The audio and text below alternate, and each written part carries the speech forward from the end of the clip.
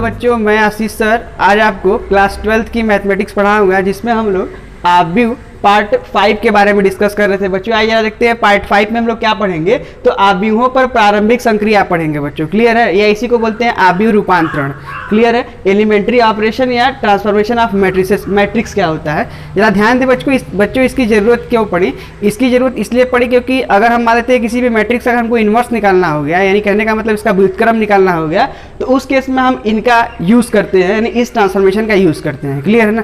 आइए जरा समझते हैं कि प्रारंभिक संक्रिया क्या होती है। तो किसी आव्यूह पर 6 प्रकार की प्रारंभिक संक्रियाएं लगाई जा सकती हैं या रूपांतरण किए जा सकते हैं। क्या बच्चों जरा ध्यान दें, क्या क्या होंगे? जिनमें 3 पंक्तियों पर तथा 3 स्तंभों पर होता है, यानी 3 प्रकार से पंक्तियों पर 3 प्रकार से स्तंभों पर संक्रिया लगाया सकता है, जिन्हें प्रारंभिक संक्रिया या रूपांतरण कहते हैं बच्चों, क्लियर है ना। आइए इसको थोड़ा सा आगे पढ़ते हैं। तो इसमें पहला है किन्हीं 2 पंक्तियों या स्तंभों पर परस्पर विनिमय। कहने का मतलब यह है कि किन्हीं 2 पंक्ति या स्तंभ को अगर आपस में परस्पर एक्सचेंज कर दिया जाए, विनिमय का मतलब बच्चों एक्सचेंज करना, तो इन्हें प्रतीकात्मक रूप में, यानी कहने का मतलब सिंबॉलिक रूप में कैसे लिखेंगे बच्चों? प्रतीकात्मक रूप में आईवी तथा जेवी पंक्ति के विनिमय को, मतलब कहने का सीधा सीधा मतलब ये बच्चों कि अगर हम लोग रो वाइज ट्रांसफॉर्मेशन करें तो फर्स्ट रो या सेकेंड रो, तो इसको हम लोग बेसिकली जनरल फॉर्म में पढ़ रहे हैं। तो आईवी तथा जेवी पंक्तियों के विनिमय को आर आई, इसको बोलते हैं बच्चों आर आई एक्सचेंज हो रहा है किसमें? आरजे में। आर आई एक्सचेंज हो रहा है बच्चों किसमें? आरजे में, क्लियर है ना। आर आई एक्सचेंज हो रहा है किसमें? आरजे में। तथा आईवे तथा जेवे स्तंभों के विनिमय को, कहने का मतलब ये हम लोग का क्या था बच्चों? पंक्ति विनिमय था। अब स्तंभ विनिमय को कैसे दिखाएंगे? तो सी आई एक्सचेंज हो रहा है किसमें? सीजे में। मतलब कहने का मतलब ये है बच्चों, ये जनरल फॉर्म में है तो थोड़ा कॉम्प्लिकेटेड हो रहा होगा, समझ में नहीं आ रहा होगा, या तो थोड़ा जो है कि सिंबॉलिक फॉर्म में है तो थोड़ा दिक्कत हो रहा है समझने में। इसको जरा एग्जाम्पल से समझेंगे तो हम लोग अच्छे से समझ पाएंगे। तो अगर सिंबॉलिक फॉर्म में अगर हम लोग दिखाएं किसको? स्तंभ विनिमय को, तो इस तरीके से दिखाते हैं। ये एग्जांपल समझते बच्चों, एग्जांपल से अच्छे समझ में आएगा। हमारे पास एक एग्जांपल है कि ए हमारे पास कोई मैट्रिक्स, इसका ऑर्डर बच्चों कितना है? 3x3 है, क्लियर है ना। 3x3 है। इस पे हम लोग क्या लगा रहे हैं? एक ट्रांसफॉर्मेशन लगा रहे हैं कि R1 को एक्सचेंज करें किसमें? R2 में। R1 को कहाँ एक्सचेंज कर रहे हैं बच्चों? R2 में एक्सचेंज कर रहे हैं। तो जब R1 को R2 में एक्सचेंज करेंगे तो ये वाला ट्रांसफॉर्मेशन अगर इस मैट्रिक्स पे लगाया जाए तो क्या होगा कि फर्स्ट रो को सेकंड रो में हम लोग क्या कर देंगे? एक्सचेंज कर देंगे। एक्सचेंज करने पे क्या होगा? तो देखिए ये क्या हो जाएगा, यहाँ से मिलेगा -1 बच्चों √3 और फिर कितना 1। सेकेंड रो को फर्स्ट रो में कन्वर्ट करिए, फर्स्ट रो को सेकेंड रो में, तो ये कितना हो जाएगा 1 2 और फिर से कितना 1, और ये मिला हमको 4 6 और फिर कितना 5, क्लियर है ना। तो ये जो मैट्रिक्स बना उसका भी ऑर्डर कितना बना? 3x3। कहने का मतलब ये था बच्चों कि अगर इस वाले मैट्रिक्स पे ये ट्रांसफॉर्मेशन अगर अप्लाई किया जाए तो उसमें जो चेंजमेंट होगा वो चेंजमेंट कैसा होगा? ऐसा होगा। इसको बच्चे बोलते हैं एक्सचेंजमेंट, यानी R1 को एक्सचेंज कर दिया किसमें? R2 में, और R2 को एक्सचेंज कर दिया किसमें? R1 में, क्लियर है ना। अगर मान लीजिए अगर हम कॉलम वाइज ट्रांसफॉर्मेशन लगाते हैं बच्चों तो क्या हो जाएगा? C1 को अगर मान लीजिए हम ट्रांसफॉर्म कर दें C3 में, क्लियर है ना। C1 को एक्सचेंज कर रहे हैं C3 में, तो कहने का मतलब ये है कि फर्स्ट कॉलम को हम लोग थर्ड में बदल दें, थर्ड को किसमें बदल दे बच्चों? फर्स्ट में बदल दे। तो इस पे ट्रांसफॉर्मेशन अगर लगाया जाए तो ट्रांसफॉर्मेशन लगाने के बाद इस मैट्रिक्स A का बिहेवियर क्या हो जाएगा? देखिए हो जाएगा 1, क्लियर है ना बच्चों। ये -1 और ये कितना हो गया? सॉरी, थर्ड को फर्स्ट में बदलना है तो हो जाएगा 1 1 5। अगेन सेकेंड में कोई चेंजमेंट नहीं है तो 2 √3, क्लियर है, और ये हो गया 6, और फर्स्ट वाले को थर्ड में कन्वर्ट करिए तो 1 -1 और कितना बच्चों 4। ये ट्रांसफॉर्मेशन लगाने का तरीका हो गया। ये एक्सचेंजमेंट है। कहने का मतलब ये कि C1 को एक्सचेंज कर दिया किससे?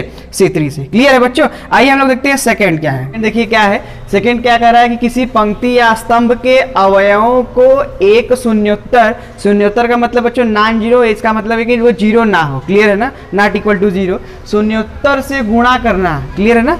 मतलब कहने का मतलब ये है कि किसी भी पंक्ति या स्तंभ के अवयवों को अगर नॉन जीरो एलिमेंट से मल्टीप्लाई किया जाए तो वो क्या बिहेवियर रखेगा, या उसको कैसे हम लोग डिनोट करेंगे, या कैसे ट्रांसफॉर्मेशन दिखाएंगे, उस ट्रांसफॉर्मेशन के बारे में डिस्कस कर रहे हैं। जरा ध्यान दीजिए कि प्रतीकात्मक रूप में आईवी पंक्ति के प्रत्येक अवयव को के का मतलब बच्चों यहाँ पे वही है नॉन जीरो, क्लियर है ना, जहाँ k is not equal to zero से गुणा करने को Ri tends to k into Ri, यानी कहने का मतलब है किसी भी रो को पकड़े, अगर हम लोग ये दिखाना चाहते हैं कि उस रो में हम लोग एक एलिमेंट या एक नॉन जीरो एलिमेंट के से अगर मल्टीप्लाई करना चाहते हैं तो उसको हम लोग दिखाएंगे कैसे बच्चों, तो आर आई टेंस टू के इंटू आर आई। क्लियर है ना, इसको हम एग्जाम्पल में देखेंगे तो अच्छे से समझ में आएगा बच्चों, क्योंकि ये प्रतीकात्मक रूप में है तो थोड़ा सा कॉम्प्लिकेटेड लग रहा होगा। आइए ध्यान देते हैं कि आर आई टेंस टू के इंटू आर आई द्वारा निरूपित करते हैं। क्लियर है, इसी तरीके से कॉलम वाले में होता है, तो आगे जरा ध्यान दें। इसी प्रकार स्तंभ संक्रिया को सी आई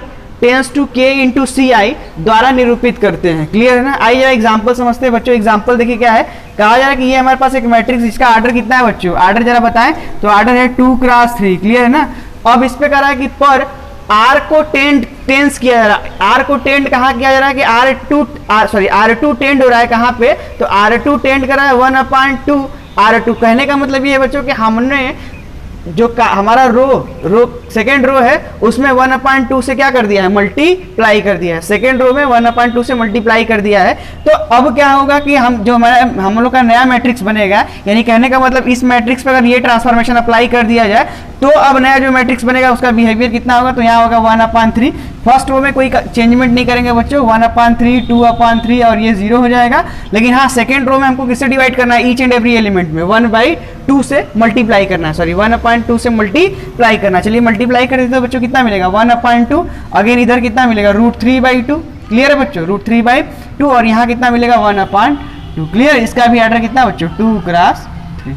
क्लियर है ना, तो कहने का मतलब ये है कि किसी भी अगर हम लोग रो में किसी पर्टिकुलर एक नॉन जीरो हमारे पास एलिमेंट हो, अगर उसका मल्टीप्लाई करना चाहते हैं तो उसको किस तरीके से हम लोग अगर उसमें ट्रांसफॉर्मेशन लगाना चाहे तो उसको किस तरीके से दिखा सकते हैं, इस तरीके से। क्लियर है बच्चों, यहाँ पे नॉन जीरो देखिए एलिमेंट कौन सा है, तो वो हमारा 1/2 है। क्लियर है ना, आइए इसी तरीके से अगर कॉलम मैट्रिक्स पे देखा जाए तो कॉलम मैट्रिक्स में अगर हम लोग ट्रांसफॉर्मेशन करना चाहें तो मान लीजिए अगर हम लोग का कॉलम थर्ड को पकड़ते हैं, कॉलम नंबर थर्ड ये है, इसको हम लोग टेंस कर रहे हैं कहाँ पे कि 1/5 इंटू C3 कर दिया। क्लियर है ना, इसका मतलब ये है कि थर्ड कॉलम, ध्यान दे बच्चों, बोला जा रहा है कि इस मैट्रिक्स के थर्ड कॉलम में 1/5 से क्या कर दे, मल्टीप्लाई कर दे ईच एंड एवरी एलिमेंट में। क्लियर है ना, आइए जरा ध्यान दे, जब ट्रांसफॉर्मेशन अप्लाई हो जाएगा तो बच्चों इसका बिहेवियर क्या हो जाएगा, इसका बिहेवियर जो हो जाएगा ये हो जाएगा 1/3, ये -1 बच्चों, ये 2/3। क्लियर है ना, ये √3।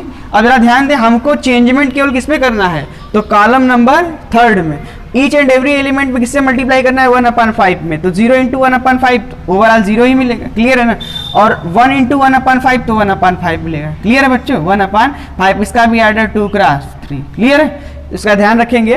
तो इस तरीके से क्या है कि किसी भी अगर मान लीजिए हमारे पास नॉन जीरो एलिमेंट है और उसको मैट्रिक्स के किसी भी रो या किसी भी कॉलम में अगर मल्टीप्लाई करना है तो उसके ट्रांसफॉर्मेशन को हम लोग इस तरीके से डिनोट करते हैं, रो ट्रांसफॉर्मेशन को इस तरीके से और कॉलम ट्रांसफॉर्मेशन को इस तरीके से। क्लियर है बच्चों, ध्यान देंगे। आइए देखते हैं थर्ड क्या है।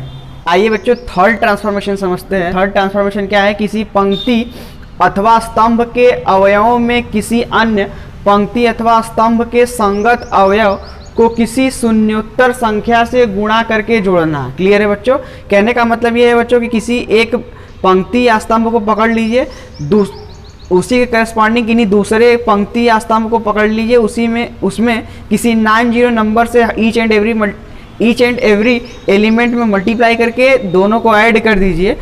तो ट्रांसफॉर्मेशन को हम लोग किस तरीके से दिखाएंगे उन पे जरा चर्चा करते हैं, जरा ध्यान दें बच्चों। आइए देखते हैं।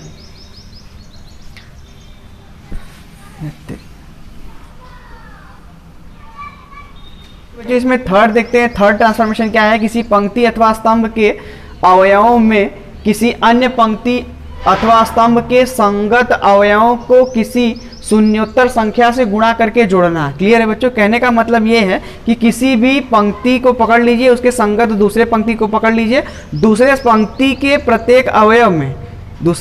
प्रत्येक अवयव में बच्चों किसी नॉन जीरो एलिमेंट से आप मल्टीप्लाई कर दो और पहली पंक्ति और दूसरे वाली पंक्ति के जो एलिमेंट हम लोग मल्टीप्लाई करेंगे, करेस्पॉन्डिंग एलिमेंट्स को अगर जोड़ दिया जाए तो जो ट्रांसफॉर्मेशन बनेगा उनको हम लोग कैसे रिप्रेजेंट करेंगे उनको हम लोग सीखेंगे बच्चों। जरा ध्यान दें कि प्रतीकात्मक रूप में आईवी पंक्ति के अवयव में जेवी पंक्ति के संगत अवयवों को के से गुणा करके जोड़ने को इस तरीके से बच्चों रिप्रेजेंट करते हैं। जरा ध्यान दें क्या लिखा है कि आर आई जो है, क्लियर है, आर आई ठीक है, जो भी हमारा होगा रो, जो भी हमारा कॉलम, ये जनरल फॉर्म में है। तो R I tends to R I plus के इंटू आर जे है। कहने का मतलब ये है कि हम लोग रो को ट्रांसफॉर्म कर रहे हैं, लेकिन किस तरीके से कि उसी रो को पकड़ेंगे प्लस किसी उसके करस्पॉन्डिंग किसी दूसरे रो को पकड़ेंगे, किसी स्केलर से मल्टीप्लाई या किसी नॉन जीरो नंबर से मल्टीप्लाई कर देंगे और ऐड कर देंगे।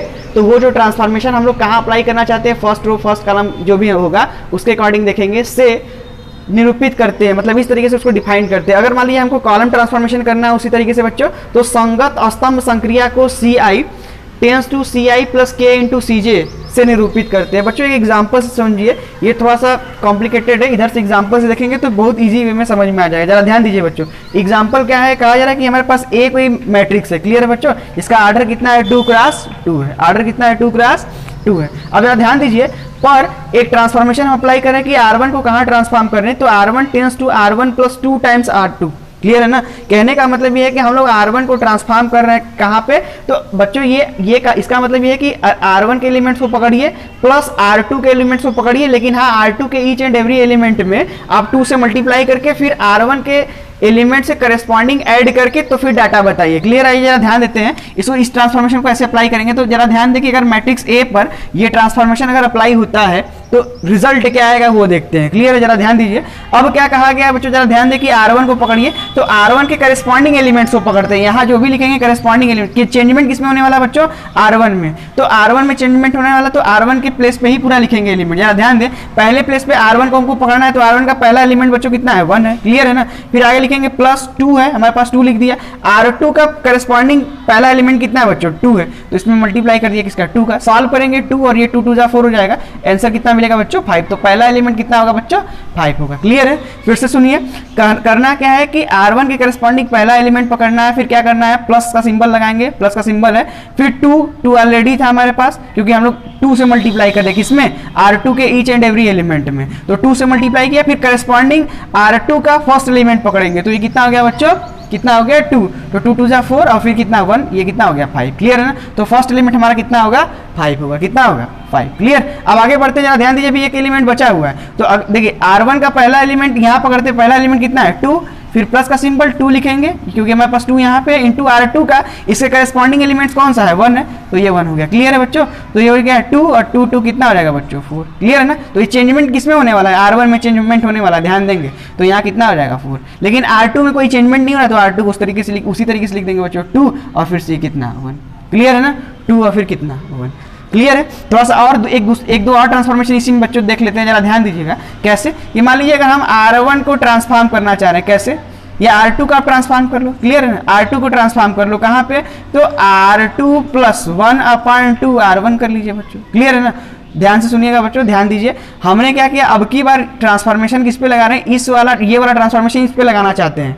जरा ध्यान दे कैसे ट्रांसफॉर्मेशन लगाते हैं, और लगाने के बाद इस मैट्रिक्स का बिहेवियर क्या हो जाएगा। क्लियर है ना, जाइए जरा देखते हैं क्या हो जाएगा। तो ए का बिहेवियर क्या होगा, जरा ध्यान दीजिए सर, R2 वाले में चेंजमेंट होने वाला, R1 में चेंजमेंट होने वाला नहीं, तो R1 को उस तरीके से 1 2 रहेगा। क्लियर है ना, R1 के सारे एलिमेंट को लिख दिया। अब R2 में चेंजमेंट होना है, तो R2 का करस्पॉन्डिंग एलिमेंट कितना है 2 है, तो 2 लिख दिया। क्लियर है ना, आगे बढ़ जाते हैं प्लस, क्लियर है ना, यहाँ प्लस है, फिर कितना है बच्चों 1/2। अब इसके करस्पॉन्डिंग R1 का एलिमेंट कौन सा है, तो आपको सर 1 है, तो मल्टीप्लाई कर दिया 1 का। क्लियर है ना, तो ये 2 और फिर 1/2 ऐड करिएगा तो कितना आएगा सर 5/2।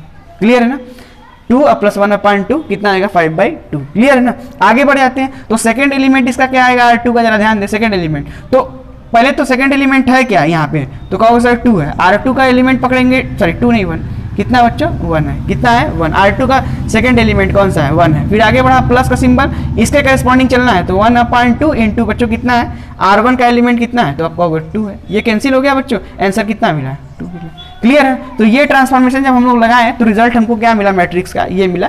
इस तरीके से हम लोग क्या करते हैं रो ट्रांसफॉर्मेशन, कब, ये जो हम लोग का थर्ड वाला प्रॉपर्टी कहा जा रहा है कि किसी भी आप कॉलम को पकड़ो या किसी भी रो को पकड़ो, उसके करस्पॉन्डिंग किसी भी रो या किसी कॉलम को पकड़ो, उसमें किसी भी नॉन जीरो नंबर से मल्टीप्लाई करके ऐड कर दो, तो उस ट्रांसफॉर्मेशन को कैसे हम लोग दिखाएंगे, तो आप ध्यान रखेंगे बच्चों, ये है रो ट्रांसफॉर्मेशन था। क्लियर है ना, आइए जरा देखते हैं इसमें अगर कॉलम ट्रांसफॉर्मेशन हो जाए तो क्या होगा बच्चों, जरा ध्यान दीजिए। मान लेते हैं अगर इस तरीके से हमको कॉलम ट्रांसफॉर्मेशन करना है, तो देखिए इसी में बोला गया ना, संगत स्तंभ संक्रिया को CI tends to CI plus K into CJ से निरूपित करते हैं। आइए हम कॉलम ट्रांसफॉर्मेशन सीख रहे हैं, जरा ध्यान दिए कि C1 को ट्रांसफॉर्म कर रहे हैं कहाँ पे, तो C1 प्लस 2 टाइम्स क्या C2 कर दे रहे हैं बच्चों। अब जरा ध्यान दिए चेंजमेंट कहाँ होने वाला बच्चों, C1 पे चेंजमेंट होने वाला। जरा देखते हैं C1 पे जब चेंजमेंट करेंगे तो होगा क्या, तो C2 तो उसी तरीके से रहेगा 2 1। क्लियर है बच्चों। अब देख लेते हैं इसको अलग करके, जरा ध्यान दे C1 का पहला एलिमेंट कितना है बच्चों 1 है। आगे बढ़ जाते हैं प्लस 2 इंटू C2 का पहला एलिमेंट बच्चों कितना है 2, तो आंसर बोलिए कितना आएगा 5। 2 2 2 2 या कितना हो जाएगा 4 और 4 1 कितना हो जाएगा 5। क्लियर है। अब आगे बढ़ते जरा ध्यान दीजिएगा कि अब हम सेकेंड एलिमेंट के लिए बात करते हैं तो कितना हो जाएगा, पहले तो C1 का सेकेंड एलिमेंट कितना है बच्चों 2 प्लस 2 इंटू, क्लियर है ना। अब C2 का सॉरी फिर से बच्चों ध्यान दे, C1 का फर्स्ट एलिमेंट चाहिए, C1 का सेकंड एलिमेंट, C1 ये हमारा था, इसका जो था फर्स्ट एलिमेंट हमने पकड़ा 1 था, सेकंड एलिमेंट कितना है बच्चों 2 है। क्लियर है ना। अब ध्यान दीजिए प्लस 2, और ध्यान देने की बात है कि 2 तो रहेगा, इसके बाद C2 का सेकंड एलिमेंट, C2 का सेकंड एलिमेंट कितना है बच्चों 1, सॉल्व करा तो कितना हो जाएगा 2 2 कितना हो जाएगा 4। क्लियर है ना। तो इस तरीके से ट्रांसफॉर्मेशन अप्लाई करते हैं। ये वो ट्रांसफॉर्मेशन है जिसमें बच्चों क्या करते हैं, एक हमारा कॉलम को पकड़ लिया, एक रो को पकड़ लिए, दूसरे उसी के संगत किसी भी रो किसी कॉलम को पकड़ लीजिए, उसमें नॉन जीरो नंबर से मल्टीप्लाई कर दीजिए, और मल्टीप्लाई करने के बाद ऐड कर दीजिए करस्पॉन्डिंग एलिमेंट्स का जो ट्रांसफॉर्मेशन होता है उनको हम लोग इस तरीके से, अगर रो में कर रहे हैं तो इस तरीके से ट्रांसफॉर्म करेंगे, और कॉलम में कर रहे हैं तो इस तरीके से ट्रांसफॉर्म करेंगे। क्लियर है ना बच्चों। आइए आगे देखते हैं हम लोग। आइए बच्चों नेक्स्ट टॉपिक हम लोग देखते हैं। नेक्स्ट टॉपिक हम लोग का है व्युत्क्रमणीय आव्यूह क्या होता है, यानी इन्वर्टिबल मैट्रिसेस क्या होता है। क्लियर है।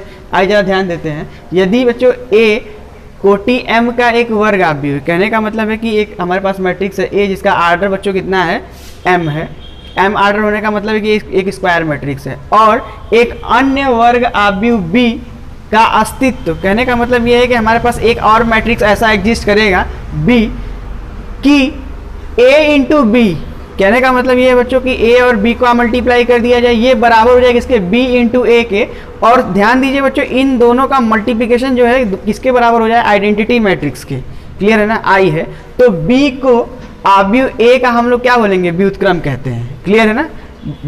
B आव्यूह B को A का हम लोग क्या बोलेंगे बच्चों, व्युत्क्रम कहते हैं। और इसे A इनवर्स, कहने का मतलब ये है कि हमारा B कुछ नया नहीं है बच्चों, हमारा क्या है A इनवर्स। जरा ध्यान दे बच्चों, एक छोटी सी बात है, जरा ध्यान दे कि नंबर के केस में अगर मैं बात करूं तो 5 को अगर देख लिया जाए, नंबर के केस में हमारे पास अगर 5 है तो 5 का मल्टीप्लिकेटिव इनवर्स हम लोग क्या लिखते थे, मल्टीप्लिकेटिव इनवर्स कहते हैं सर 1/5। क्लियर है ना, 1/5। मल्टीप्लिकेटिव इनवर्स हम बात कर रहे हैं बच्चों, ध्यान सुनिएगा। मल्टीप्लिकेटिव इनवर्स का मतलब गुणात्मक प्रतिलोम। क्लियर है ना, मल्टीप्लिकेटिव इनवर्स। तो जरा ध्यान दें, इसको हम लोग जब सॉल्व किया करते तो हमको क्या मिलता था, 1 मिलता था। क्लियर है ना। तो सेम मैट्रिक्स के केस में होता था बच्चों कि अगर A है हमारे पास कोई मैट्रिक्स, तो यहाँ पे B जो है वो क्या है, इसका इनवर्स है, नहीं मल्टीप्लिकेटिव इनवर्स ही है। लेकिन नंबर के केस में नहीं है, नंबर केस में होता तो तुरंत हम लोग बता देते अच्छा किसी भी मैट्रिक्स का हम लोग इनवर्स क्या होगा वो हम लोग फाइंड कर लेते हैं। लेकिन ध्यान दे बच्चों ऐसा नहीं है, यहाँ नंबर न होकर मैट्रिक्स है तो उनको सॉल्व करने का प्रोसीजर कुछ और। लेकिन हाँ ध्यान देने की जरूरत क्या है कि अगर A B का व्युत्क्रम है, क्लियर है ना, सॉरी B जो है वो A का व्युत्क्रम अगर है तो मल्टीप्लिकेशन अगर किया जाए तो वो क्या मिलेगा हमको, आइडेंटिटी मिलेगा। लेकिन यहाँ के केस में, नंबर के केस में क्या मिलता था बच्चों, हम लोग को आइडेंटिटी का काम कौन करता है। अगर नंबर के केस में पूछा जाए, अगर 5 है उसका मल्टीप्लिकेटिव इनवर्स 1/5 होगा, तो इसका मल्टीप्लिकेटिव इनवर्स के केस में हमारा जो डाटा आता है वो क्या आता है, 1 आता है। क्लियर है ना। इसी तरीके से मैट्रिक्स के केस में अगर मल्टीप्लिकेटिव इनवर्स अगर की बात करते हैं तो वो कहाँ भेजेगा हमको, आइडेंटिटी मैट्रिक्स में भेजेगा। क्लियर है बच्चों। तो कहने का मतलब ये है, और दूसरा कोई मैट्रिक्स B है, और B जो है इस तरीके से एग्जिस्ट करता है कि A इंटू B बराबर हो जाए B इंटू A के, और मिल क्या जाए लास्ट में बच्चों हमको आइडेंटिटी मैट्रिक्स मिल जाए। तो B को A का हम लोग क्या बोलते हैं, इनवर्स बोलते हैं। क्लियर है ना, B को A का इनवर्स बोलेंगे। और ध्यान दे बच्चों हम लोग B को A इनवर्स द्वारा भी डिनोट करते हैं, A इनवर्स द्वारा भी। क्लियर है, A इनवर्स द्वारा भी डिनोट करते हैं। क्लियर है ना। आगे जरा ध्यान दीजिए, ऐसी दशा में आव्यूह A व्युत्क्रमणीय कहलाता है। कहने का मतलब ये है कि अगर इस तरीके का कंडीशन को फुलफिल करता है तो हम बोलेंगे कि A जो है वो इन्वर्टिबल मैट्रिक्स है। क्या बच्चों, इन्वर्टिबल मैट्रिक्स यानी व्युत्क्रमणीय आव्यूह है, यानी व्युत्क्रमणीय है। क्लियर है ना। A क्या है हमारा, व्युत्क्रमणीय आव्यूह या व्युत्क्रमणीय कह सकते हैं। क्लियर है ना, इन्वर्टिबल है। आगे जरा ध्यान देते हैं कि एग्जाम्पल से समझे बच्चों, बहुत ही आसान है, ध्यान दें आप।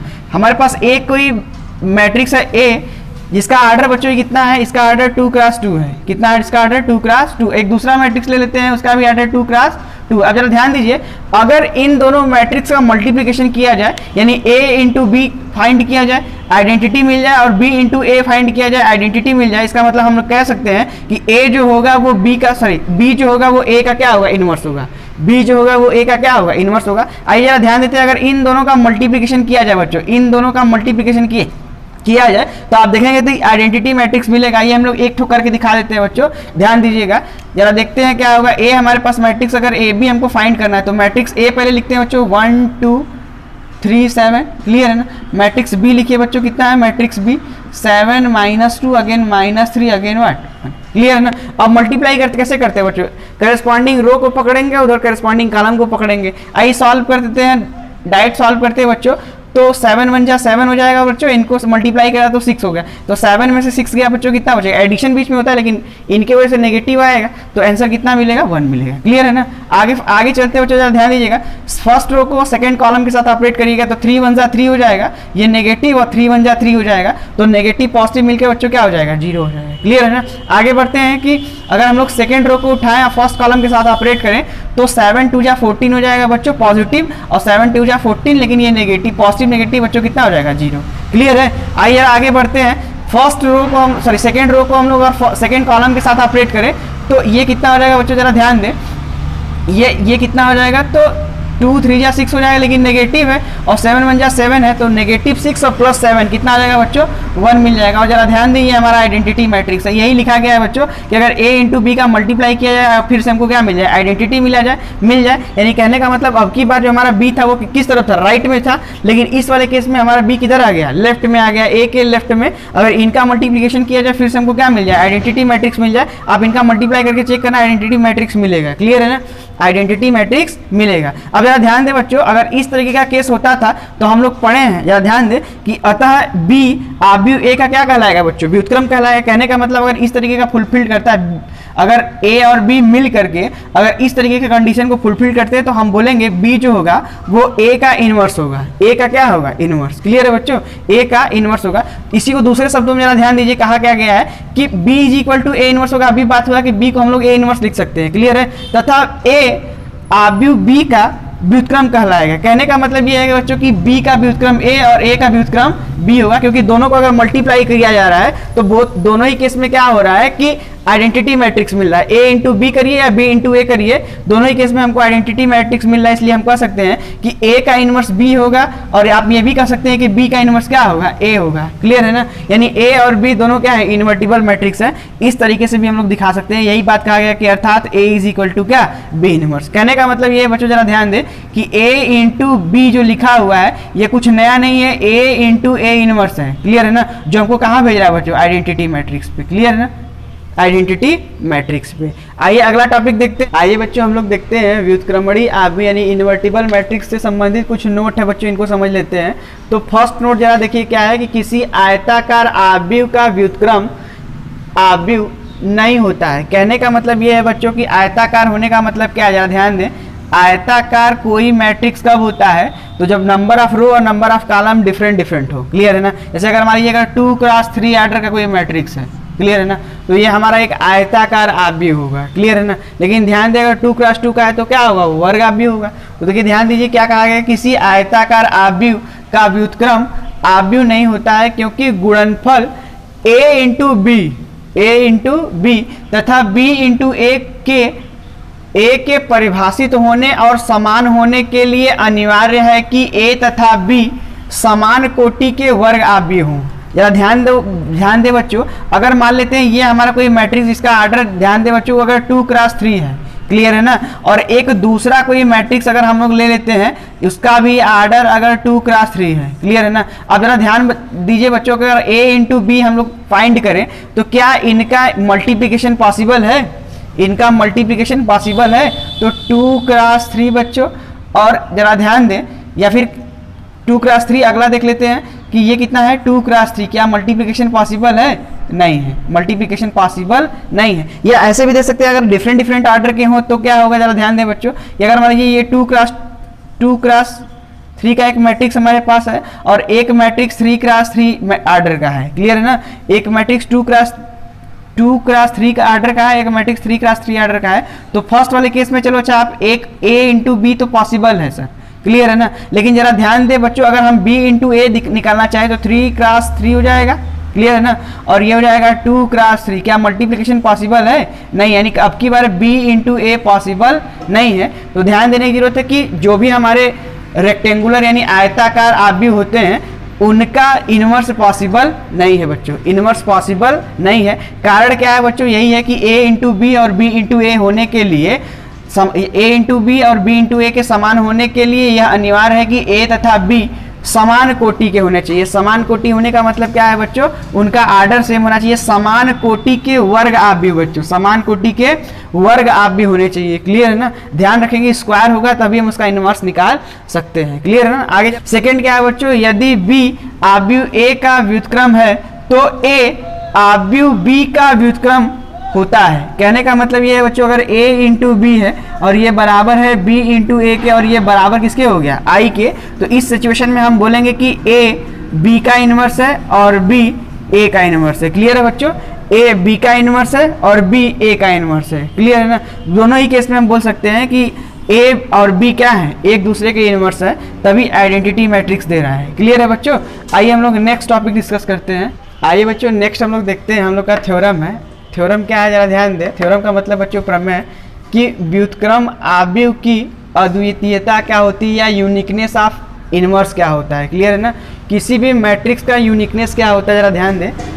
तो कहा जा रहा है किसी वर्ग आव्यूह का व्युत्क्रम आव्यूह यदि उसका अस्तित्व है, तो कहने का मतलब ये है कि कोई सा भी मैट्रिक्स अगर है बच्चों, अगर उसका इनवर्स पॉसिबल है, क्लियर है ना, तो वो यूनिक होगा, क्लियर है। जरा ध्यान दें, किसी वर्ग आव्यूह का व्युत्क्रम आव्यूह यदि उसका अस्तित्व है तो अद्वितीय होता है। अद्वितीय का मतलब यूनिक होता है। जैसे अगर कहा जाए बच्चों कि अगर नंबर के केस में मैं कहूँ 5, तो 5 का मल्टीप्लिकेटिव इनवर्स कितना होगा बच्चों? तो हर हाल में आपको होगा 1/5। क्या ऐसा कोई और नंबर हो सकता है जो इसका मल्टीप्लिकेटिव इनवर्स हो सकता है?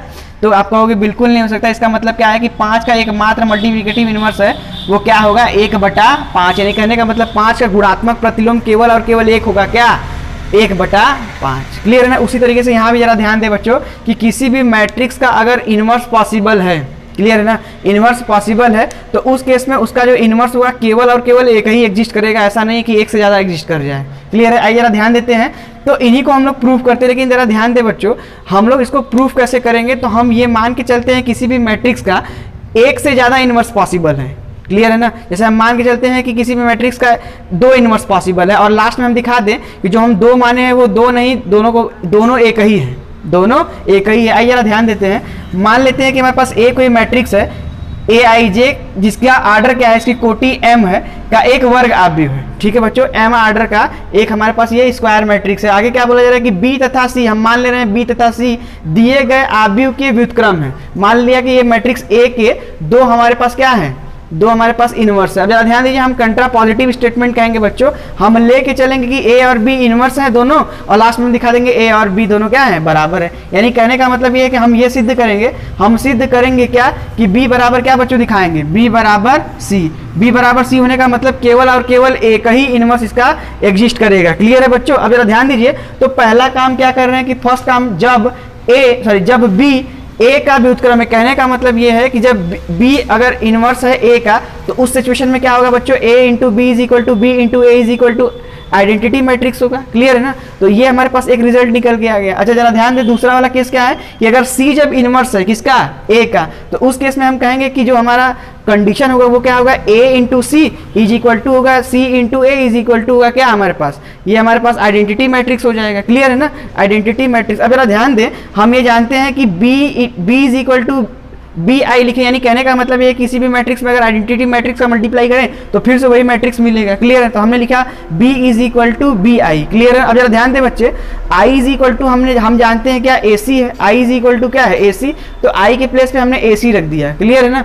तो ये क्या होगा? B इंटू अगले ब्रैकेट में कितना? AC हो गया। अब जरा ध्यान दें, B और C को एक साथ कर दिए, सॉरी B और A को एक साथ कर दिए, B और A को एक साथ कर दिए। जब B और A को एक साथ कर दिए, इंटू का क्या हो गया बच्चों? C हो गया। जरा ध्यान दें, पहली वाली कंडीशन के अनुसार बी ए की वैल्यू कितनी है बच्चों, बी ए की वैल्यू आई है, तो यहाँ पे हमने आई रख दिया, तो आई सी, यानी कहने का मतलब फिर से वही आइडेंटिटी मैट्रिक्स का किसी मैट्रिक्स में अगर मल्टीप्लाई कर दे तो फिर से वही मैट्रिक्स मिल जाता है। क्लियर है ना? तो इसका मतलब क्या हो गया कि B इज इक्वल टू, हमको रिजल्ट यहाँ से निकल गया क्या, C। इससे प्रूफ ये हो गया बच्चों कि B और C कुछ अलग नहीं है, दोनों का मतलब एक ही है। क्लियर है ना? इसका मतलब क्या हो गया, अतः A यानी किसी आव्यूह की मैं बात कर रहा हूँ का व्युत्क्रम अद्वितीय होता है, कहने का मतलब यूनिक होगा। क्लियर है ना? तो किसी मैट्रिक्स का अगर इनवर्स एग्जिस्ट करेगा, ध्यान से सुने बच्चों, अगर किसी भी मैट्रिक्स का इनवर्स एग्जिस्ट करेगा तो उस केस में हमेशा ध्यान रखेंगे आप कि उसका एक केवल और केवल एक ही इनवर्स होगा। क्लियर है ना? ओनली वन, यानी कहने का मतलब यूनिक इनवर्स एग्जिस्ट करेगा या यूनिक इनवर्स होगा, इसी को बोलते हैं यूनिकनेस ऑफ इनवर्स। क्लियर है ना? आइए हम लोग नेक्स्ट थ्योरम देखते हैं। आइए बच्चों हम लोग नेक्स्ट थ्योरम पढ़ते हैं। थ्योरम यानी प्रमेय, जरा ध्यान दे क्या है, यदि ए तथा बी समान क्रम के व्युत्क्रमणी आव्यूह, व्युत्क्रमणी का मतलब इन्वर्टिबल मैट्रिक्स है, तो ए इंटू बी का होल इनवर्स बच्चों दिखाना है किसके बराबर, B inverse into A inverse के। क्लियर है ना? B inverse into A inverse के। थोड़ा सा याद दिलाए तो बच्चों, इन्वर्टिबल मैट्रिक्स क्या होता है, तो ए कोई मैट्रिक्स है, दूसरा कोई मैट्रिक्स बी अगर है, क्लियर है ना, तो ये a into B is equal to, अगर b इंटू ए है और ये किसके बराबर हो जाए बच्चों, i के बराबर हो जाए, तो ये इन्वर्टिबिलिटी की कंडीशन होती थी, याद है, इन्वर्टिबिलिटी की कंडीशन, इससे पहले हमने पढ़ा रखा है। ठीक है ना? जरा ध्यान दें आगे क्या है, जरा ध्यान दीजिएगा बच्चों कि व्युत्क्रमणी, प्रूफ जरा देखिए इसका प्रूफ, व्युत्क्रमणी आव्यूह की परिभाषा से, व्युत्क्रमणी आव्यूह का परिभाषा क्या कहता है बच्चों कि अगर कोई ये कोई अगर एक मैट्रिक्स है तो इसका इनवर्स का अगर इसमें मल्टीप्लाई कर दिया जाए तो एक नया मैट्रिक्स बन जाएगा, सॉरी ये आइडेंटिटी मैट्रिक्स के बराबर होगा। क्लियर है ना? आइडेंटिटी मैट्रिक्स से क्या होगा, बराबर होगा। जरा एक चीज जरा ध्यान दे बच्चों कि ये एक्चुअली आप ये ना समझे कि ये दो मैट्रिक्स है, ये एक्चुअली एक ही मैट्रिक्स है। कहने का मतलब अगर दो मैट्रिक्स का अगर मल्टीप्लिकेशन बच्चों कर दिया जाए तो एक ही मैट्रिक्स बन जाता है, वही एक मैट्रिक्स है। तो एक मैट्रिक्स और उसका इनवर्स अगर मल्टीप्लाई कर दिया जाए तो आइडेंटिटी मैट्रिक्स के बराबर हो जाता है। क्लियर है बच्चों? आगे जरा ध्यान दीजिए, इसमें कहा गया कि ए इनवर्स का दोनों पक्षों में पूर्व में, दोनों पक्षों के पूर्व में बच्चों ध्यान दें, दोनों पक्षों के पूर्व में गुणा करने पर, ए इनवर्स का दोनों पक्षों के पूर्व में गुणा कर दीजिए, तो दोनों पक्षों में ए इनवर्स से मल्टीप्लाई कर दिया, तो इधर भी ए इनवर्स से मल्टीप्लाई कर दिया बच्चों और इधर से भी ए इनवर्स से मल्टीप्लाई कर दिया। अब जरा ध्यान दीजिए कि ये जो होता है वो कम्यूटेटिव लॉ को होल्ड, सॉरी कम्यूटेटिव नहीं, एसोसिएटिव लॉ को होल्ड करता है, यानी साहचर्य नियम का पालन करता है। तो कहने का मतलब ये था बच्चों साहचर्य नियम, जरा ध्यान दें, साहचर्य नियम था कि ए इंटू बी इंटू सी अगर ऐसे है तो ये किसके इक्वल होगा बच्चों, तो ए इंटू बी इंटू सी के। क्लियर है? ये साहचर्य नियम है, तो मल्टीप्लिकेशन इसको होल्ड करता है। तो सिमिलरली क्या हुआ कि ये ए इनवर्स बाहर था और ए इंटू बी था, अब की बार क्या होगा कि ए इसके साथ एसोसिएट होकर क्या बन गया, ए इनवर्स इंटू ए और बी बाहर हो गया बच्चों, और ए इंटू बी का होल इनवर्स इक्वल टू किसके हो गया। अब जरा ध्यान दीजिए, ए इनवर्स आई की वैल्यू क्या होगी, अगर किसी भी मैट्रिक्स का आइडेंटिटी मैट्रिक्स के साथ मल्टीप्लिकेशन किया जाए तो क्या बनेगा बच्चों, वही मैट्रिक्स मिल जाता है, यानी ए इनवर्स मिल जाएगा। क्लियर है ना? ए इनवर्स मिल जाएगा। अब जरा आगे बढ़ते हैं, ए इनवर्स का अगर कोई मैट्रिक्स है उसके इनवर्स से मल्टीप्लाई किया जाए तो बच्चों क्या बनता है, आइडेंटिटी मैट्रिक्स। देखिए यही है, क्योंकि A inverse into I is equal to A inverse होगा, और ये साहचर्य नियम की बात हम लोग जो इससे ऊपर कहे थे। क्लियर है ना? इसका ध्यान रखेंगे। तो आई इंटू कोई मैट्रिक्स अगर कर दिया जाए तो फिर से वही मैट्रिक्स मिलेगा, बाकी ये था और ये ए इनवर्स तो होगा। अब की बार क्या हुआ बच्चों कि A inverse, sorry B inverse का दोनों पक्षों के लिखना, दोनों पक्षों के पूर्व में गुणा करने पर, दोनों पक्षों के पूर्व में गुणा करने पर, देखिए पूर्व में गुणा कर दिया किसका, बी इनवर्स का, इधर भी किसका मल्टीप्लाई कर दिया, बी इनवर्स का। अब यार ध्यान दे बच्चों, फिर उसी तरीके से क्या हो गया, B inverse into B identity matrix बना देगा, और ये क्या होगा, ए इंटू बी का होल इनवर्स, और ये बन गया कितना, B inverse into A inverse. Identity matrix का किसी भी मैट्रिक्स में मल्टीप्लाई किया जाए तो वही मैट्रिक्स मिलता है बच्चों। तो इसका मतलब ओवरऑल क्या आ गया कि ए इंटू बी का होल इनवर्स जो होता है वो बराबर किसके हो गया, B inverse into A inverse. Clear है ना? तो ये भी थ्योरम प्रूफ हो गया। क्लियर है बच्चों? चलिए आगे देखते हैं नेक्स्ट। आइए बच्चों हम लोग पढ़ते हैं प्रारंभिक संक्रिया द्वारा एक आव्यूह का व्युत्क्रम आव्यूह कैसे ज्ञात करते हैं। क्लियर है? Inverse of matrix by elementary transformation, कैसे हम लोग ज्ञात करेंगे किसी भी आव्यूह का जो हमारा व्युत्क्रम होता है उसको हम लोग एलिमेंट्री ट्रांसफॉर्मेशन यानी प्रारंभिक संक्रिया द्वारा कैसे ज्ञात करते हैं। बच्चों ध्यान दें, कुछ कार्यविधि है, इनका बस थोड़ा सा ध्यान रखना है, बहुत ही चीज़ें आसान है, ज़रा ध्यान दें। कार्यविधि मतलब वर्किंग प्रोसेस, ज़रा ध्यान दें बच्चों। हम जानते हैं बच्चों क्या होता है, A is equal to A into I. ज़रा ध्यान दें, अगर मान लीजिए हमारे पास कोई सवाल आ गया बच्चों कि हमारे पास ए कोई मैट्रिक्स है, मान लीजिए ये 2, 4, 5 और 6 है। क्लियर है ना? अब इसका इन्वर्स फाइंड करना है बच्चों हम लोग को किस विधि से, तो प्रारंभिक संक्रिया विधि से। तो पहला काम हम लोग ये करेंगे कि A is equal to A into I लिखेंगे। क्लियर है बच्चों। तो ये हमारा हो गया मैट्रिक्स A, इसको यहाँ लिखा, ये भी मैट्रिक्स हमारा हो गया A, इसको यहाँ लिखा। और जरा ध्यान दें, या इसको इस तरीके से भी छोड़ सकते हैं, कोई दिक्कत नहीं है। आई का मतलब जरा ध्यान दें बच्चों, यहाँ आई का मतलब होगा I2। क्लियर है ना। I2 का मतलब जरा ध्यान दें बच्चों, 1 0 0 और फिर कितना 1, इसका भी आर्डर 2 क्रॉस 2 होगा। तो जितने आर्डर का हमारा मैट्रिक्स ए होगा उतने ही आर्डर का हम लोग क्या लेंगे, आइडेंटिटी मैट्रिक्स। क्लियर है। इस पैटर्न का लिख देंगे। उसके आगे जरा ध्यान दें बच्चों क्या करते हैं, तो बाएं पक्ष के आव्यूह को इकाई आव्यूह बनाते हैं। जरा ध्यान दें, ये जो बाएं पक्ष का आव्यूह है हमारा ए, इसको हम लोग आइडेंटिटी मैट्रिक्स बनाएंगे। कहने का मतलब ये है कि इसमें एलिमेंट्री ट्रांसफॉर्मेशन लगाएंगे बच्चों, यानी कहने का मतलब आव्यूह रूपांतरण द्वारा। इससे पहले हम आव्यूह रूपांतरण पढ़ा चुके हैं बच्चों।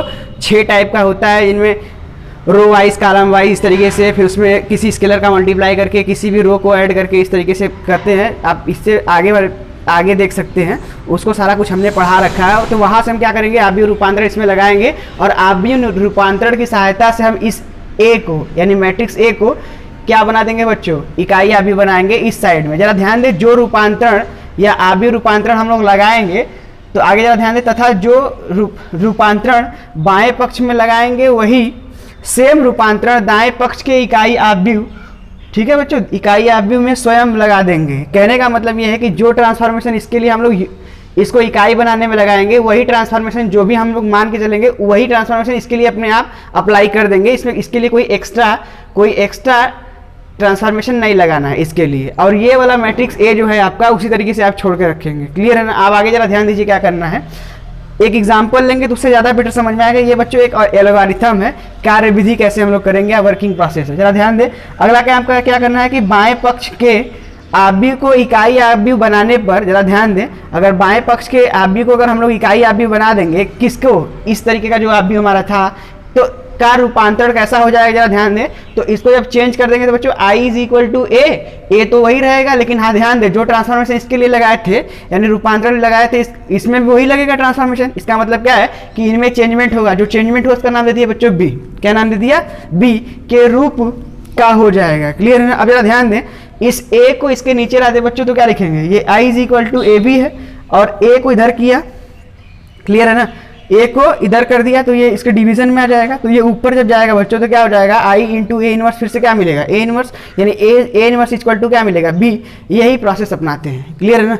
इसका ध्यान रखेंगे बच्चों। एक एग्जांपल लेते हैं, उसे बहुत अच्छे से समझ में आ जाएगा, कोई डाउट नहीं होगा। बस केवल आप ध्यान रखेंगे, शुरू में इसको पकड़ेंगे। आपका फर्स्ट मोटो होगा बच्चों, इनको क्या बनाना है, इनको क्या बनाना है, आइडेंटिटी मैट्रिक्स। क्या बनाना है, आइडेंटिटी मैट्रिक्स। इसको वही रहने देंगे, और जो मैट्रिक्स आइडेंटिटी मैट्रिक्स बनाने में इसमें ट्रांसफॉर्मेशन लगाएंगे, यानी आव्यूह रूपांतरण करेंगे, वही सेम ट्रांसफॉर्मेशन इसमें लगा देंगे। क्लियर है ना। आप देखेंगे कि अब जब सॉल्व करेंगे तो आपको मिलेगा क्या कि ए इनवर्स की वैल्यू तुरंत सॉल्व करने पे आ जाएगी, जैसे ही इस वाले मैट्रिक्स ए को हम किस में कन्वर्ट कर लेंगे, आइडेंटिटी मैट्रिक्स में। क्लियर है ना। आइए देखते हैं एग्जाम्पल। ये बच्चों प्रारंभिक संक्रिया द्वारा हम लोग जरा देखते हैं किसी आव्यूह का इन्वर्स कैसे निकालते हैं। तो एग्जांपल नंबर फर्स्ट है, जरा ध्यान दें कि प्रारंभिक संक्रिया के प्रयोग द्वारा आव्यूह a इज इक्वल टू कोई आव्यूह बच्चों 1 2 -1 3 का व्युत्क्रम ज्ञात कीजिए। आइए जरा ध्यान देते हैं, इसको सॉल्व करते हैं बच्चों। जरा ध्यान दें, सोल्यूशन देखिए बच्चों। तो हमने कहा था कि पहला काम ये करेंगे कि i इज इक्वल टू, आप लिखेंगे कितना, i इंटू ए लिख सकते हैं, या a इंटू आई लिखे, कोई दिक्कत है नहीं बच्चों, ये हम लोग जानते हैं। क्लियर है ना। आइए जरा ध्यान देते हैं, दूसरा काम क्या करना है कि वैल्यू सब्स्टिट्यूट कर देते हैं बच्चों। वैल्यू कितनी है जरा ध्यान दें, तो वैल्यू आप रखो कितना है, 1 2 -1 फिर से क्या बच्चों 3। क्लियर है। 1 2 -1 3, और इस i की वैल्यू को रख देते हैं। i की वैल्यू कितना है बच्चों, 1 0 0 1 होगी। क्लियर है ना। और इस मैट्रिक्स a को इसी तरीके से आप छोड़ दो। क्लियर है। अब दूसरा काम हमने आपसे ये बताया था कि इस दर के जो हमारे पास बाएं पक्ष का जो हमारे पास आव्यूह होगा, उसको हम लोग क्या बनाएंगे, इकाई आव्यूह बनाएंगे। क्या बनाएंगे बच्चों, इकाई आव्यूह। आइए जरा इकाई आव्यूह बनाते हैं। तो आपको जरा ध्यान देने की जरूरत क्या है कि इकाई आव्यूह बनाने का मतलब क्या है बच्चों, हमारा टारगेट क्या है, जरा ध्यान दें, हमारा टारगेट क्या है, हमारा टारगेट ये है कि इसको हम बना दें 1 0 0 1। क्लियर है ना। अब जरा ध्यान दीजिएगा कि यहाँ तो 1 ऑलरेडी है। क्लियर है ना।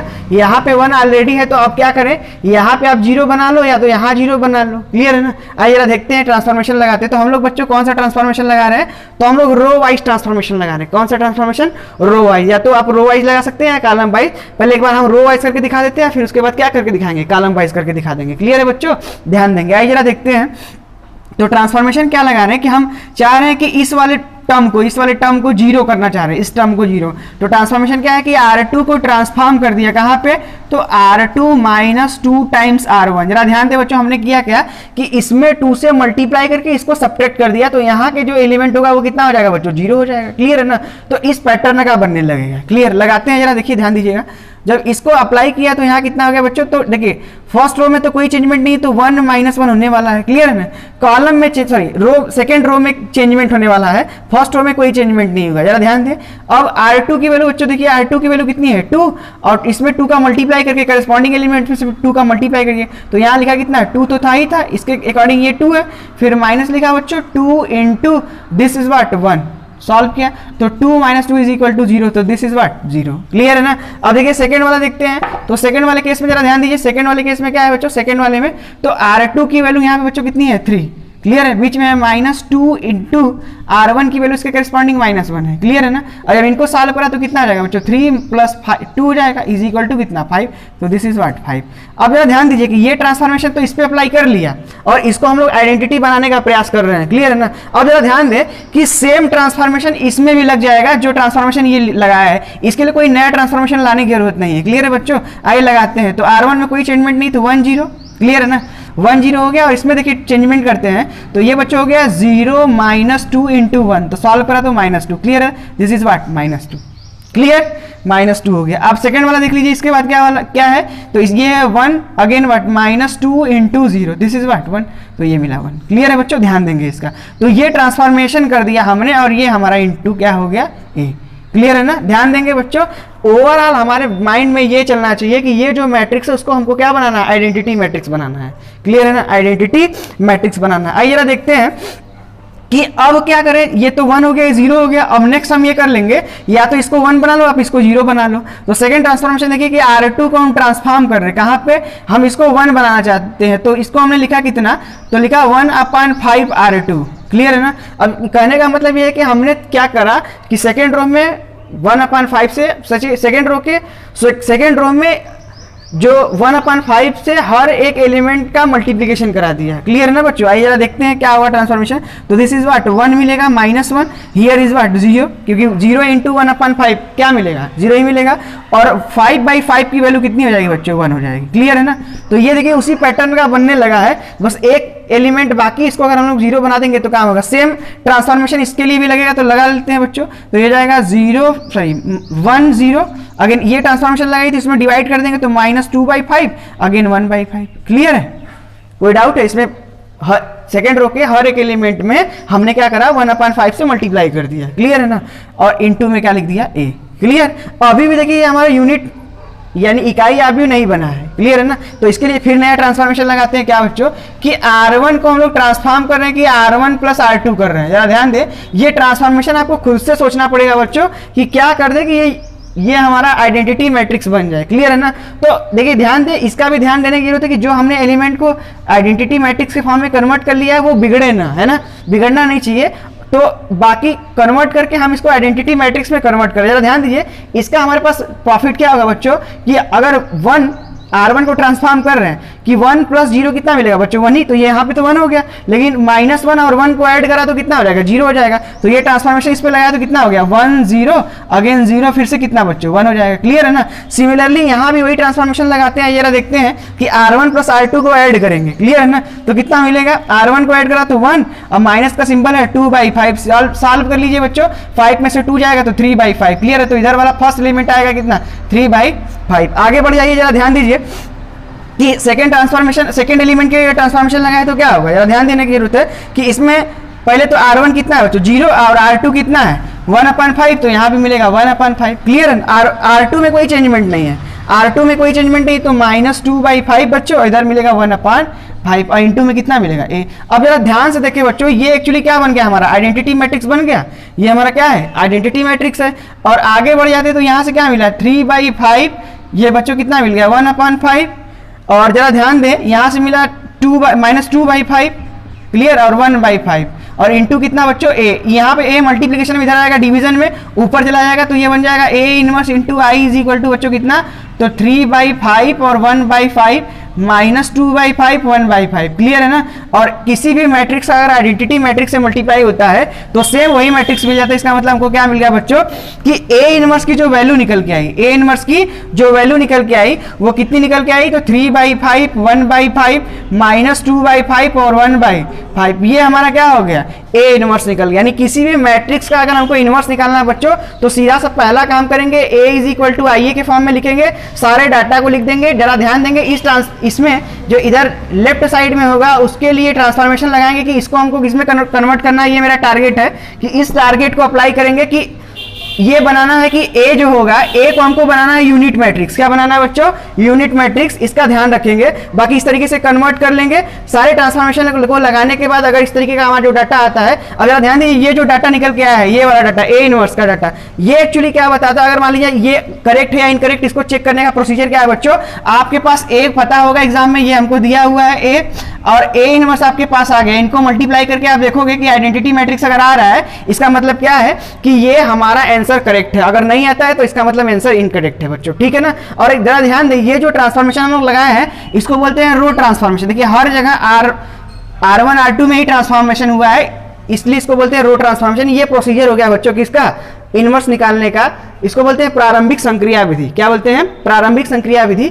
इसको हम लोग दूसरे मेथड से भी करते हैं, जरा आगे देखते हैं कि इसको अगर हम लोग कॉलम मेथड से करना चाहें, यानी कॉलम ट्रांसफॉर्मेशन से, तो कॉलम ट्रांसफॉर्मेशन से ये कैसे सॉल्व होगा। आइए देखते हैं कॉलम ट्रांसफॉर्मेशन। आइए बच्चों, प्रारंभिक संक्रिया द्वारा आव्यूहों का व्युत्क्रम ज्ञात करने में हम लोग देखते हैं, ये जो क्वेश्चन हम लोग का था, क्वेश्चन नंबर A, जो ये A हमारे पास कोई मैट्रिक्स है, इसका इनवर्स निकालते हैं। लेकिन ध्यान देने की जरूरत है, इससे पहले हमने देखा किससे, रो वाइज ट्रांसफॉर्मेशन से। आपकी बार किससे देखेंगे, कॉलम वाइज ट्रांसफॉर्मेशन से, कि हम लोग कॉलम वाइज ट्रांसफॉर्मेशन करके कैसे हम लोग इस मैट्रिक्स A का इनवर्स निकाल सकते हैं। क्लियर है ना। आइए देखते हैं, जरा ध्यान दें। तो कॉलम वाइज ट्रांसफॉर्मेशन के लिए बच्चों फिर से वही हम लोग करेंगे, A = what, आइए, क्लियर है ना, ये तो हम लोग जानते हैं ऐसा होता है। अब जरा वैल्यू रख दीजिए, A की वैल्यू कितना है बच्चों, तो A की वैल्यू 1 2 -1 और 3 है, क्लियर है ना। और जरा ध्यान दें, I की वैल्यू कितनी होगी, तो 1 0 0 1, क्लियर है बच्चों। और इस मैट्रिक्स A को यही छोड़ देते हैं। लेकिन अपनी बार ध्यान दें, हम लोग कॉलम वाइज ट्रांसफॉर्मेशन लगाएंगे। क्या लगाएंगे, कॉलम वाइज ट्रांसफॉर्मेशन। तो अब जरा ध्यान दें, कॉलम वाइज ट्रांसफॉर्मेशन लगाएंगे तो या तो इनको 0 कर लें आप, क्लियर है ना, या इनको 0 कर लें या इनको 1 बना लें, क्लियर है ना। तो टारगेट हमेशा बच्चों याद रखना है हमको कि बनाना क्या है इसको, आइडेंटिटी मैट्रिक्स, यानी 1 0 0 1, क्लियर है ना बच्चों। आइए यार देखते हैं ट्रांसफॉर्मेशन क्या लगा रहे हैं हम लोग। तो C2 को हम यहाँ ट्रांसफॉर्म कर दे रहे हैं बच्चों, C2 + C1 कर दें। देखिए एक चीज हमको क्या मिले, जरा ध्यान दें, C2 + C1 को करेंगे तो इनको ऐड करेंगे तो यहाँ पे हमको 0 मिल जाएगा, क्लियर है ना। आइए ट्रांसफॉर्मेशन लगा देते तो बच्चों कितना हो जाएगा, दिस इज 1 और ये क्या मिलेगा 2। इन दोनों को ऐड करना है तो यहाँ बच्चों 0, इन दोनों को ऐड किया तो बच्चों यहाँ कितना मिलेगा 5, क्लियर है ना। सेम ट्रांसफॉर्मेशन यहाँ भी लग जाएगा, तो ये हमारा कितना होगा, ये हो जाएगा 1 0। इनको ऐड करिए तो 1, इनको ऐड करिए तो कितना बच्चों मिलेगा, 1 ही मिलेगा, क्लियर है ना। C2 पे ट्रांसफॉर्मेशन लग रहा है, क्लियर। और ये हमारा इनटू में क्या मिलेगा, A मिलेगा। अच्छा एक चीज ज़्यादा ध्यान दे बच्चों, अभी ये हमारा आइडेंटिटी मैट्रिक्स नहीं बना। अब क्या करना है कि इसको या तो 1 कर लो या तो इसको आप क्या कर लो, 0 कर लो। तो हमने क्या करा, दूसरा ट्रांसफॉर्मेशन की C2 को ट्रांसफॉर्म कर दिया कि 1/5 क्या कर दिया, C2 कर दिया, क्लियर है ना। 1/5 C2 कर लिया, यानी C2 को ट्रांसफॉर्म करे कहाँ, 1/5 C2 में। जरा देखिए क्या होगा, तो ये हो जाएगा हमारा 1 बच्चों और ये हो जाएगा 2 और दिस इज व्हाट 0, क्योंकि इसमें अगर 0 में अगर 1/5 से मल्टीप्लाई करें तो ओवरऑल वैल्यू 0 आएगी और 5/5 कितना होगा बच्चों, 1 हो जाएगा, क्लियर है ना। सिमिलरली यहाँ भी देखिए 1 हो जाएगा, 0 हो जाएगा और यहाँ मिलेगा 1/5 और यहाँ भी 1/5। ये बात क्लियर है बच्चों। और इनटू में कितना मिलेगा, A, क्लियर है ना। इनटू में क्या मिलेगा, A मिलेगा। अब जरा ध्यान दीजिए, अभी भी आइडेंटिटी नहीं बना, यहाँ पे हमको क्या चाहिए बच्चों, यहाँ पे चाहिए 0। अब जरा देखिए दूसरा ट्रांसफॉर्मेशन क्या लगाते हैं कि C1 को ट्रांसफॉर्म करेगा C1 - 2 टाइम्स C2। जरा देखते हैं क्या ट्रांसफॉर्मेशन ऐसा करने से क्या हो जाएगा। ध्यान दीजिए, ये वाला प्लेस हमारा 0 हो जाएगा तो क्या मिलेगा 1 0, अगेन फिर से क्या मिलेगा बच्चों 0 और 1 मिल जाएगा, क्लियर है ना। सिमिलरली यही ट्रांसफॉर्मेशन अब की बार इसमें लगेगा बच्चों। तो जब इनको सॉल्व करेंगे आप तो इनको सॉल्व करने पर मिलेगा कितना, तो आप सॉल्व करके भी देख सकते हैं कितना मिलेगा। जरा देखिए सॉल्व करते हैं बच्चों, जरा ध्यान दीजिएगा कि C1 को ट्रांसफॉर्म करें, यानी C1 के प्लेस पे पहले तो C1 पकड़ो। C1 आपका कौन सा है, यही है, सॉरी यहाँ से C1 ये हो गया। तो C1 का पहला एलिमेंट 1 लिखा, फिर हो गया -2 इंटू C2 बच्चों कितना है 1/5, सॉल्व किया तो 3/5, तो फर्स्ट एलिमेंट हो गया 3/5। अब जरा ध्यान दीजिए सेकंड एलिमेंट की बात करते हैं बच्चों। सेकंड एलिमेंट के प्लेस पे हमारा क्या है तो यहाँ पे है 0 माइनस कितना बच्चों, 0 माइनस 2 इंटू 1/5, क्लियर है ना, 1/5। तो सॉल्व करने पे -2 बाई कितना आएगा बच्चों, -2/5। और हमारा सेकेंड कॉलम तो वही रहेगा 1/5, ये हो जाएगा 1/5, क्लियर है बच्चों, 1/5 और इंटू कितना 1, क्लियर। चलिए ये हमारा हो गया आइडेंटिटी मैट्रिक्स, ये आई हो गया, दिस इज व्हाट 3/5 -2/5 1/5 1/5, क्लियर है, और इंटू कितना ए, ये मल्टीप्लिकेशन में डिवीजन आ गया तो A inverse into I is equal to कितना हो जाएगा बच्चों 3/5 -2/5 1/5 और फिर से कितना बच्चों 1/5 इंटू फिर 1/5, क्लियर है ना। तो ये देखिए ए इनवर्स किसी भी मैट्रिक्स अगर आइडेंटिटी मैट्रिक्स से मल्टीप्लाई किया तो वही मैट्रिक्स, यानी ए इनवर्स की वैल्यू कितनी आ गई 3/5 -2/5 1/5 और 1/5, क्लियर है ना। तो ये क्या हो गया बच्चों, कॉलम ट्रांसफॉर्मेशन का यूज करके हमने क्या किया, किसी भी मैट्रिक्स ए का क्या निकाल दिया, इनवर्स निकाल दिया, क्लियर है ना। तो ये कॉलम ट्रांसफॉर्मेशन लगा, देखिए यहाँ कॉलम ट्रांसफॉर्मेशन, ये भी कॉलम ट्रांसफॉर्मेशन, ये भी क्या है कॉलम ट्रांसफॉर्मेशन, क्लियर है ना। तो इस तरीके से हम 2x2 ऑर्डर का कोई सा भी मैट्रिक्स दिया हो तो उसको एलिमेंट्री ट्रांसफॉर्मेशन यानी प्रारंभिक संक्रिया द्वारा क्या कर सकते हैं, उसका इनवर्स निकाल सकते हैं, क्लियर ना बच्चों। बस इतना सा मोटो रहे कि इधर वाले जो लेफ्ट साइड में ए है, इस एक्स को क्या बनाना है, आइडेंटिटी मैट्रिक्स बनाना है, क्या बनाना है, आइडेंटिटी मैट्रिक्स बनाना है, क्लियर है बच्चों। आइए हम लोग नेक्स्ट टॉपिक देखते हैं। ये बच्चों आव्यूहों के प्रारंभिक संक्रिया का प्रयोग करके इनवर्स कैसे निकालते हैं, उसमें हम लोग 3x3 ऑर्डर के मैट्रिक्स का इनवर्स निकालना सीख रहे हैं। ज़रा ध्यान दे बच्चों, आव्यूहों ये प्रारंभिक संक्रिया जो है आव्यूहों का, या प्रारंभिक संक्रिया द्वारा आव्यूहों का जो हम लोग इनवर्स निकाल रहे हैं या व्युत्क्रम निकाल रहे हैं, ये एग्ज़ाम में मैक्सिमम बार पूछ लिया जाता है। इनको ध्यान देंगे, ये थोड़ा सा कॉम्प्लिकेटेड तो नहीं है, बस ट्रांसफॉर्मेशन को सोचना है और जो टारगेट है उनको ध्यान में रखना है, क्लियर है ना। तो इससे पहले हम लोग 2x2 ऑर्डर का देखें, अब की बार 3x3 ऑर्डर का देखते हैं। जरा देखते हैं, प्रारंभिक संक्रियाओं के प्रयोग द्वारा आव्यूह ए का व्युत्क्रम ज्ञात कीजिए, क्लियर है ना। देखिए आव्यूह हमारा अब की बार इसका ऑर्डर कितना है बच्चों, 3x3 ऑर्डर का है, कितना है ऑर्डर का है, 3x3 ऑर्डर का है। देखिए इसका सोल्यूशन है बच्चों, मैं ट्रांसफॉर्मेशन समझा दे रहा हूँ, आप थोड़ा सा बस इतना ध्यान रखेंगे जो मैं बता रहा हूँ कि a इज इक्वल टू आई ए में लिख सकता हूँ। अब जरा ध्यान दीजिएगा बच्चों, हमने क्या सिखाया था आपको कि इस a को हमको क्या बनाना है, आइडेंटिटी मैट्रिक्स बनाना है, क्या बनाना है, आइडेंटिटी मैट्रिक्स। तो ध्यान रखिए बच्चों, ये कितने ऑर्डर का है, 3x3 ऑर्डर का। तो जो आइडेंटिटी मैट्रिक्स बनेगा वो भी कितने ऑर्डर का हो, 3x3 ऑर्डर का। उसका मतलब 1 0 0 0 1 0 और फिर 0 0 1। टारगेट है कि इसको हमको क्या बनाना है ये। अब हमने a की वैल्यू यहाँ से सब्स्टिट्यूट कर दी, क्लियर है ना, a की वैल्यू यहाँ सब्स्टिट्यूट कर दी, i की वैल्यू ये 3x3 ऑर्डर का होगा, a को इधर रहने दिया, इसको चेंज नहीं किया। अब हमको ये ट्रांसफॉर्मेशन लगाना है कि इसको आइडेंटिटी बनाना है। तो जरा ध्यान दे बच्चों कि फर्स्ट वाले प्लेस पे हमको क्या चाहिए 1, लेकिन है कितना 0। तो हमने क्या किया, R1 और R2 को आपस में रिप्लेस कर दिया, R1 R2 को आपस में क्या कर दिया, रिप्लेस कर दिया। रिप्लेस जब करेंगे आप तो जो R1 है R2 में, R2 है R1 में कन्वर्ट कर लिया। तो जरा ध्यान दे, ये ट्रांसफॉर्मेशन जो इसमें लगा है वही ट्रांसफॉर्मेशन इसमें भी लगेगा बच्चों, तो ये भी ट्रांसफॉर्म हो गया। लेकिन ध्यान देने की जरूरत क्या है बच्चों कि अब ये 1 हो गया, ये 0 हो गया, इसको 0 करना है, क्लियर है ना। इसको 0 करना है तो हमने क्या करा कि R3 को ट्रांसफॉर्म कर दिया, कहाँ R3 माइनस 3 टाइम्स R1 कर दिया, यानी इसमें 3 का मल्टीप्लाई करके इससे इसे सब्ट्रैक्ट कर दिया, क्लियर है ना बच्चों। इसमें 3 का मल्टीप्लाई करके इससे सब्ट्रैक्ट कर लिया। जब सब्ट्रैक्ट कर देंगे तो ये 0, बाकी जो भी ट्रांसफॉर्मेशन होगा इसमें भी लग जाएगा, सेम ट्रांसफॉर्मेशन इसमें भी लग जाएगा, क्लियर है बच्चों। लगा भी लेंगे आप, सॉल्व कर लेंगे। अब जरा ध्यान दीजिए कि ये वाला सारा तो 1 0 0 हो गया, क्लियर है ना। अब सेकंड पे आते हैं, जरा ध्यान दीजिए कि R1 को हम क्या कर रहे हैं, R1 को ट्रांसफॉर्म कर दिया R1 माइनस 2 टाइम्स R2। जरा ध्यान दे बच्चों कि अब हम लोग क्या कर रहे हैं, इस वाले टर्म को 0 बना रहे हैं, इस वाले टर्म को क्या बना रहे हैं 0, इस एलिमेंट को 0 बना रहे हैं। तो हमने क्या किया, R1 को ट्रांसफॉर्म कर दिया R1 माइनस 2 टाइम्स R2। जब ट्रांसफॉर्म कर देंगे बच्चों तो देखेंगे R1 में चेंजमेंट ये होगा, सिमिलरली R1 में चेंजमेंट यहाँ भी होगा, क्लियर है ना। इसका ध्यान रखेंगे, ये हमारा मैट्रिक्स क्या हो गया A। अब जरा ध्यान दे, एक नया हमारे पास ट्रांसफॉर्मेशन है R, किस तरीके से कि R3 को ट्रांसफॉर्म कर दिया R3 plus 3 times R2, clear है ना, 5 टाइम्स R2। R3 को ट्रांसफॉर्म कर दिया R3 plus 5 times R2, clear है बच्चों। अब जरा ध्यान दे, जो भी हमारे पास ये ट्रांसफॉर्मेशन इसको इस पे अप्लाई करेंगे तो यहाँ भी ट्रांसफॉर्मेशन होगा और सेम ट्रांसफॉर्मेशन का चेंजमेंट यहाँ भी होगा, यानी R3 में चेंजमेंट हो जाएगा, R1 R2 वही रहेगा, क्लियर है बच्चों, R1 और R2 वही रहेगा, क्लियर। अब जरा ध्यान दीजिएगा कि अगला ट्रांसफॉर्मेशन क्या किया हमने, R3 को डिवाइड कर दिया किससे, सॉरी मल्टीप्लाई कर दिया 1/2 से। यहाँ से 1/2 से मल्टीप्लाई करने पे ये बच्चों क्या हो जाएगा, 1 हो जाएगा, इसलिए हमने मल्टीप्लाई कर दिया। जरा ध्यान दें, सीधा सा बात आपके दिमाग में एक टारगेट बस चलना चाहिए बच्चों कि ये हमारा क्या बनाना है, इसको क्या बनाना है, आइडेंटिटी मैट्रिक्स बनाना है। बस आपको जरूरी नहीं कि ये ट्रांसफॉर्मेशन आगे पीछे भी हो सकता है, हमने पर्टिकुलर ही को चेंज करा, आप हो सकता है इसको भी चेंज कर लें, इसको भी चेंज कर लें, तो वो डिपेंड करता है आपने कैसा ट्रांसफॉर्मेशन लगाया है। क्लियर है ना, वो आपके थिंकिंग पावर पे डिपेंड करता है, आप किस तरीके से ट्रांसफॉर्मेशन लगाते हैं जिससे चीज़ें आसानी से सॉल्व हो जाएं। क्लियर है ना, और ध्यान रहे हमको क्या बनाना है बच्चों, आइडेंटिटी मैट्रिक्स बनाना है। क्लियर है, आगे बढ़ते हैं, जरा ध्यान देंगे। फिर नेक्स्ट ट्रांसफॉर्मेशन हमने क्या लगाया कि R1 को ट्रांसफॉर्म कर दिया R1 प्लस R3 से। जब सॉल्व करेंगे तो बच्चों ये हो जाएगा। इनको सॉल्व करने के बाद ये पता चला कि ये 2 जो है वो 2 प्रॉब्लम कर रहा है। क्लियर है ना, इसको बनाना है क्या 0, तो हमने क्या करा कि R2 को ट्रांसफॉर्म कर दिया क्या R2 minus 2 times R3। Clear है ना, जब सॉल्व करेंगे बच्चों तो ये हमारा आइडेंटिटी मैट्रिक्स और ये जो बना वही हमारा इनवर्स का काम करेगा। इस A को इधर लाए तो A इनवर्स और ये हमारा क्या होगा, A इनवर्स की वैल्यू। बस टारगेट याद रहे बच्चों कि हमको इनको बनाना है क्या, आइडेंटिटी मैट्रिक्स। क्लियर है ना, चलिए बच्चों आज के इस वीडियो में केवल इतना ही, बाकी हम लोग आगे नेक्स्ट वीडियो में मिलेंगे, तब तक के लिए थैंक यू।